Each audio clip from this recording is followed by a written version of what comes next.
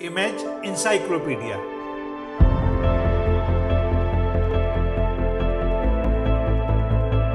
जानकारियों और जिज्ञासाओं की अद्भुत दुनिया। हेलो दोस्तों, अपने इस चैनल के हर वीडियो में हम आपको किसी एक विषय की विश्वसनीय तथ्यों के सहित पूर्ण जानकारी देंगे। ऐसी जानकारी जिसकी तलाश में स्कूल कॉलेज के छात्रों से लेकर सभी तरह के प्रतियोगी छात्र रहते हैं। हमारे ये वीडियो उन लोगों के लिए भी बहुत उपयोगी साबित होंगे जो जनरल नॉलेज में रुचि रखते हैं और कौन बनेगा करोड़पति जैसे कार्यक्रमों में हिस्सा लेकर सफल होना चाहते हैं। तो दोस्तों, आइए आज का वीडियो शुरू करते हैं। लेकिन उससे पहले आपसे एक अनुरोध कि अगर अब तक आपने हमारे इस चैनल को सब्सक्राइब नहीं किया है तो कृपया कर लें और हाँ, बेल आइकन का बटन दबाना ना भूलें, जिससे हर नया वीडियो सबसे पहले आपको मिले। गंगूबाई के महिमा मंडन में जो बातें छिपाई जा रही हैं। दोस्तों, बॉलीवुड के बारे में जो एक बात दावे से कही जा सकती है वह यह है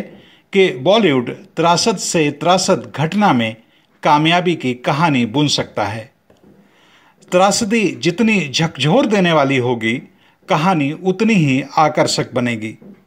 यह बात मैं संजय लीला भंसाली की आने वाली फिल्म गंगूबाई के टीजर के बाद बड़े संगठित तरीके से गढ़ी जा रही नायिका को देखकर कह रहा हूँ, क्योंकि अपनी फिल्म को कामयाब बनाने के लिए बॉलीवुड और उसके साथ देश का मीडिया गंगूबाई के कई सचों को छुपा रहा है या उनको लेकर बिल्कुल मौन है। गंगूबाई फिल्म का टीजर आने के बाद मीडिया के विभिन्न माध्यमों में आ रही विज्ञापननुमा सामग्री में कोठे वाली गंगूबाई को क्वीन ऑफ कमाठीपुरा, दबंग लेडी, एक ऐसी ताकतवर कोठे वाली जिसकी बात पंडित नेहरू तक को सुननी पड़ी थी, जिसके पास एक बेंटले कार थी, एक ऐसी रौबीली महिला जिसे इलाके में लोग गंगू माँ कहकर बुलाते थे, आदि न जाने क्या क्या कहने और बताने की कोशिश की जा रही है। फिल्म अच्छा से अच्छा कारोबार करे सिर्फ इसलिए फिल्मकार और अपनी अज्ञानता या विज्ञापन के लालच में तमाम मीडियाकर्मी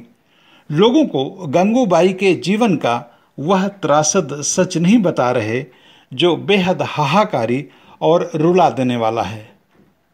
मसलन अब तक मीडिया में गंगूबाई के बारे में आई तमाम बातों में क्या किसी ने इन बातों की तरफ भी इशारा किया है कि वह एक ऐसे परिवार से संबंध रखती थी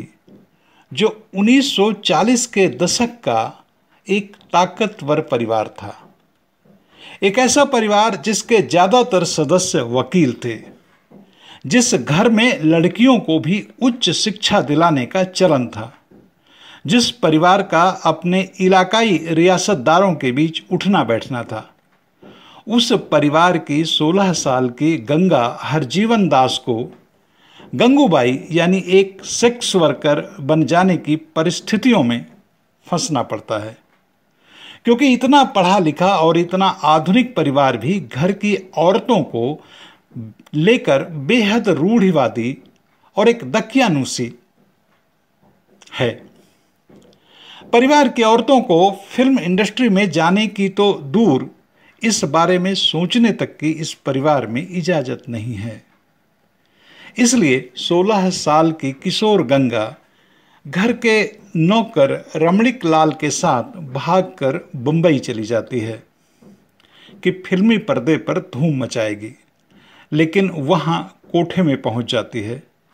गंगूबाई को महिमा मंडित करने वाली कहानियां यह नहीं बताती कि उस रसूखदार परिवार ने, जिसके रियासत से सीधे ताल्लुकात थे, आखिर अपनी बिटिया को ढूंढने की कोई कोशिश क्यों नहीं किया, जबकि तब न तो इतनी आबादी थी, अंग्रेजी हुकूमत होने के कारण वह इतनी भ्रष्ट भी नहीं थी, और सीधे शासन में पहुंच होने के कारण लड़की को आनन फानन में ढूंढा भी जा सकता था। लेकिन गंगा के इस हाहाकारी दुख को गंगूबाई का महिमा मंडन पूरी तरह से लील गया है। गंगूबाई की कहानी को महिमा मंडित करने में लगी मीडिया उसकी जिंदगी का यह सच सवालों की कसौटी में रखकर नहीं बता रही कि क्वीन ऑफ कमाठीपुरा कितनी दबंग थी कि अंडरवर्ल्ड का एक सोहदा शौकत खान एक नहीं दो बार उसके साथ ब्रूटल रेप करता है,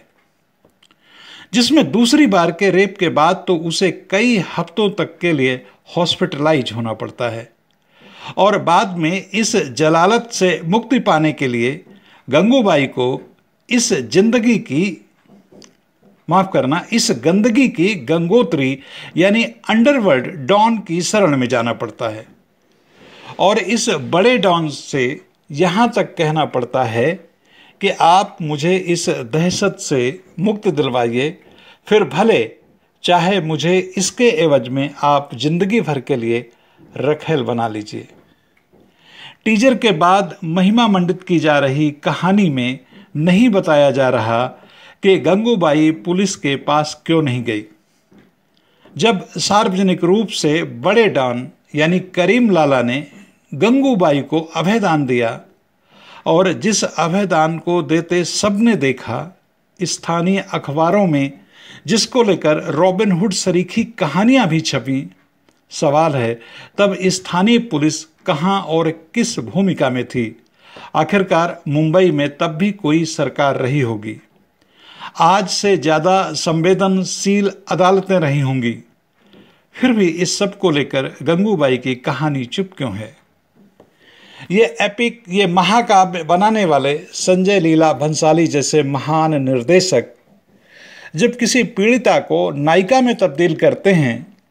तो उनका लक्ष्य किसी शख्सियत को समाज के लिए प्रेरक बनाना नहीं होता, बल्कि अपनी फिल्म को कामयाब बनाने के लिए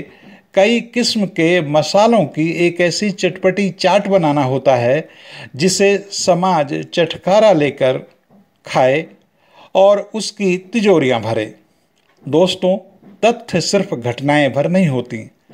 ऐसे इरादों के पीछे छिपे सच को देखना भी तथ्यों को ही जानना होता है।